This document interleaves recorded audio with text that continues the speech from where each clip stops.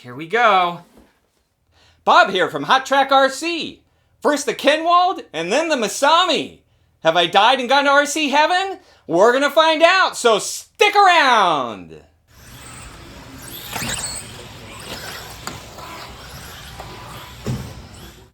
Associated just keeps upping their game with these re-releases. I think there's a method to the madness on releasing the Kenwald before the Masami. And strangely, it would seem that the Kenwald, in a way, is a step backward. When we look at this Masami car and how advanced the suspension geometry was and the chassis, it looks like, okay, they went back to just a standard pan car when Kenwald went to England. So what happened down there in Australia?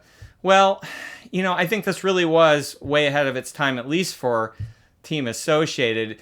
If Kenwald's car was a custom, this car is an exotic.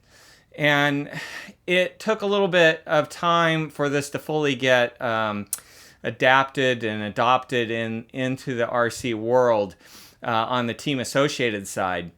And, I think this was a difficult car to drive at first. They did some tuning on it. It's really stiff, but the performance seemed to really work for Masami. And they decided that the track conditions in England, maybe they didn't need this, so they stepped back from it. But this is really exciting to open this one. Let's take a look. This is another really nice box from Team Associated. And I particularly like Masami's signature. It's large and stylish and pops in the light. And then the wreath, that's awesome, with the RC10 1989 IFMAR World Championship. And on the side, we've got some details about the car. And then on the back side, we've got this awesome picture of Masami with all these trophies and cars, really iconic. And then on the bottom, we've got some more details about the car. But here's one little caveat about this car, which might be an issue for some of us. And that is that we think of this car as being the graphite stealth car. And yet this kit comes with an aluminum chassis. And they refer to that as the prototype chassis. And then you can buy the factory team upgrade to the graphite chassis and then some machined, I believe they're Delrin, components for the suspension. So the problem is that the expense on this kit adds up. So be aware of that. It gets pricey when you add in this chassis, which is almost $170 by itself. So if you're determined to have the graphite all the way around, not just the top deck, you got to factor that in. All right, now let's dig in and see what we get in this kit. So we're going to cut the seals. All right, here's number 1, number 2, and as always, the main seal in the front. And here we go. Oh boy. All right. And we have some pretty awesome graphics on the flap. Trophy, a world in behind the trophy. We've got the flag there down in Australia. We've got another signature. This is cool. All right. So now what do we have for actual components? All right, well, love it, right? The pink wheels. We've got to take a look at those. So these are Yokomo style, and they come with hub adapters, just like Masami used, so that is awesome. And then the front are more typical Team Associated fare. And then what do we get for tires here? Well, okay, this is different than what I've seen. And pretty cool spiked front tires. Those are cool. I like those. And then the rears, these are also a little different than what we've seen. These are a much smaller spike. So that's cool. And then here's those hub adapters. And that is going to make this a really slick kit right off the bat. Okay, we've got ball bearings for the front wheels. That looks awesome. So a lot of goodies in the tire bag already. So cool. What is next? All right, suspension. And here's something. If you watched all of the Team Associated videos on different cars, in one of them they talk about how hard anodized caps are one of the rarest things out there. And this kit looks like it has the hard anodized caps on it. Sorry for the collectors. I am sure that you'll be able to tell the difference. But this is super trick. So here we go. And these shocks are the long bores for the fronts. So that is awesome. And then for the rears, again, with the hard anodized cap. So I hadn't paid attention to that. That is something I'm discovering right now as we're pulling this all apart. Okay, it looks like it has all black springs, which I assume is what Masami ran. So that is cool. And then we've got our standard shock components that we've seen before. Okay, now what? Every bag's got some cool stuff. All right, here is the front suspension. We got to dig into this one. And what are we going to see in here? Well, we're going to see an awesome front shock tower. That is extreme. Not something that's come on any of these re-releases until now. We've got some super wide front arms. And that is just awesome. Everything in this kit is just so special. Front bulkhead. It's a different setup, right? Because we've got these super long arms. We've got a different chassis. So lots of cool stuff here. And then the steering components. These are a little bit the older style, like the team car steering arms. And then we've got, of course, the caster blocks. So now what else in here? We've got a brace that is used on these long arm cars right here, okay? We have steel axles, so okay, I don't know if that's what Masami ran. That's what's in the kit. So super cool. Again, every bag's got awesome stuff in it. All right, let's take a look at the rear. Okay. The rear is also special. These are not your dad's rear arms. These are longer, if I am correct. So, super cool. We'll see the chassis is modified to accommodate that. Rear bulkhead, different, slimmed down, unique. Transmission brace looks like what we've seen before. And, okay, shock tower. Now, I've complained a little bit how in recent shock towers they haven't drilled the inner hole. These are drilled and we have countersinks on the mounting points. So while this is, fiberglass kind of standard looking shock tower, on closer look, there's a couple little touches there that are super cool. And, all right, rear arm mounts, I believe, yeah. Rear arm mounts. Now, this is one of the parts that you can get machined in Delrin instead of the nylon. And might be something that I want to do. We'll see. So those are the molded ones. And then rear hub carriers are standard original generation RC10 hub carriers. And hardware and bearings. I'm not seeing anything unique in there right off, but good to see all the bearings. And Now we have the U-joints. We've got some what looks like wing tubes. I heard that maybe it comes with wing tubes and more of like a Yokomo mount for the wing. So we'll see that. And then there's a body mount in there. Okay, now transmission. Transmission. So this is interesting. I thought I had read that it was a V2 slipper, but this does not look like the V2. So I'm a little surprised on that. Let's see which version of the transmission cases these are. Okay, these are the original.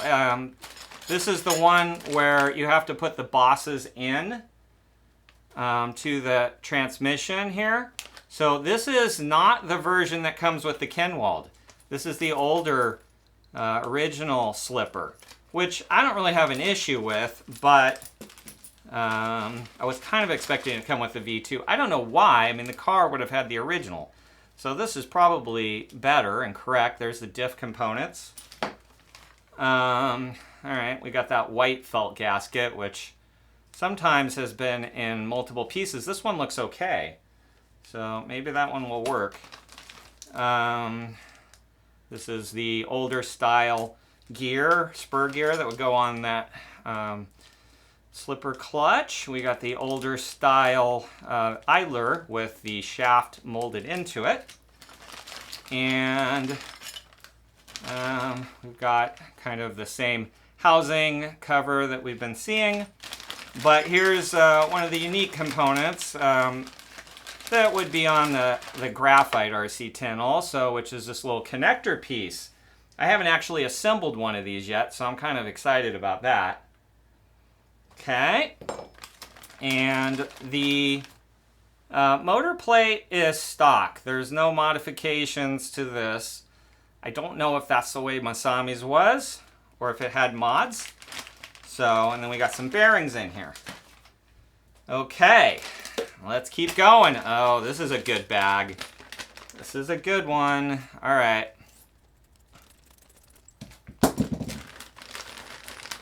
So we've got a battery system here, but the exciting thing that we want to see is the top deck. And that is gorgeous. Beautiful carbon fiber. Love that. That's one of the really special components of this car. And then here we've got battery box components. All right, a more complete battery box and cover plate. So that's different. And same antenna that we always see. I think some other battery box component here, I think. And, ooh. Okay, here's some special components, and I don't even know what all of these are. But wing mount components, clearly. And look at these beautiful billet aluminum pieces here, structural pieces. Those are sweet. And all the wing mount hardware, and some standoff hardware here. This is a really trick little bag here. Again, lots of goodies. We got some different pads and maybe some Velcro there. Okay, and we have the body. Okay, looks like the same body as on the graphite. Is this the Protect 2? I always get these mixed up. But anyway, not the same as on the Kenwald car. But I like this body. It's nice and swept and sleek, so I like that. And then we have like an intermediate wing. This is not the original wing that came on the 84 Edinger, but it's also not the wing we've been seeing like on the World's car. So this is cool. It's a little different. And we got tools. We've got the original style bell cranks. They hadn't gone to the World style yet. So there we go there. And okay, here are the special turnbuckles. So these have that air of authenticity. We've got the ball cups that we're probably going to have to get rid of and go for the fan RCs.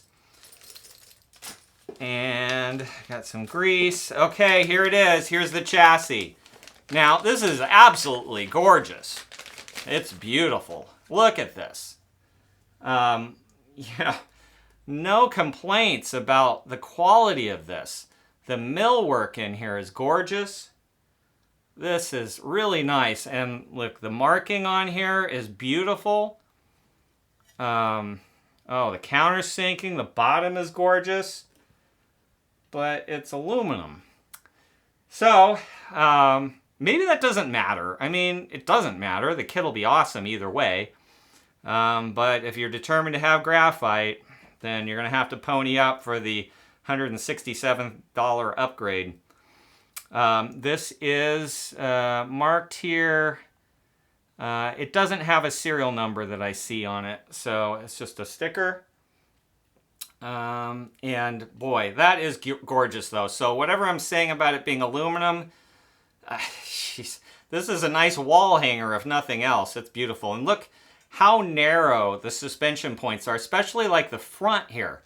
And this was so far ahead of its time. This is like it could be a B7, you know, and then this was the geometry. This was the future. But it took a while to get there. All right, so then we've got the manual. I've already heard some rumors that there might be some issues with the manual. That wouldn't really surprise us, would it? The last few have been better. So let's take a look at this manual. Beautiful cover art, which is usually the case. And then we dig in and, you know, that's the Masami chassis. So we'll have to see how many little errors we might find in here. And there's some description, a little bit about how to cut the wing there. So we'll dig into that later. And then we've got stickers. Now these are awesome. Look at all of those. This is everything you need to put all of the graphics from Masami's car onto the body, and all you have to do is shoot the body green and then apply these stickers. So this is going to be just awesome, very accessible for all of us who don't want to do all the airbrushing, and just love that. Okay, here are the stickers that you could actually use if you want to paint the graphics on. So they're giving you all the options. This actually has the flame decals here that you could put on the body and paint it yourself. Too cool. So any way you want to go on that. We've got a little product literature here. More window masks.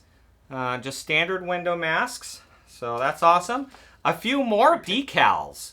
We got the MIP decal. That's cool. And the Yokomo. And then we have a card, which similar to one or two that we've seen in other kits. And it's got some cool graphics with Masami there. We got some double-sided tape. And we got our winglets. So when we cut the wing down, however that happens, then we're going to put those on there. We got some more graphics inside here, as well as the antenna. There's a cool graphic on the inside bottom here. And then on the sides of the flap, we got some of that and the social media stuff. So, really cool. I am excited. One of the questions that you might have about this car is, why did Team Associated never release it as a kit? They did it with Kinwald's World's car. I mean, it didn't have all of his goodies on it and modifications, but it was a World's car. But they never did it for Masami's car. You know, was it because they didn't have the parts tooled up? Was it because the car was kind of twitchy and hard to drive? Was it too exotic? Or was it a cost thing? I kind of think maybe, you know, between not having parts tooled for production and just the cost of this kit with all of the special carbon fiber, graphite parts, and unique shock towers and arms and everything, Or it was secretive at the time, and they weren't really releasing it right away. So I don't know, but it's interesting. It's a fascinating time in the history of RC, and the fact that we now get to enjoy it is just awesome. So, one of the things I think Team Associated made a mistake on, and I think they probably know it and didn't intend it, is that the RC10 Graphite, which has the 6-gear transmission in it, came out, I think, way later than it was supposed to in the progression. That car would have been absolutely awesome and the talk of the town, mid-late last year. And then it got delayed and came out basically at the same time as Kenwald's car, so it was completely overshadowed. So I still have to build that car, but now we got the Masami, so I don't know when we're going to get to it. But if you want to find out, then we'll see you next time.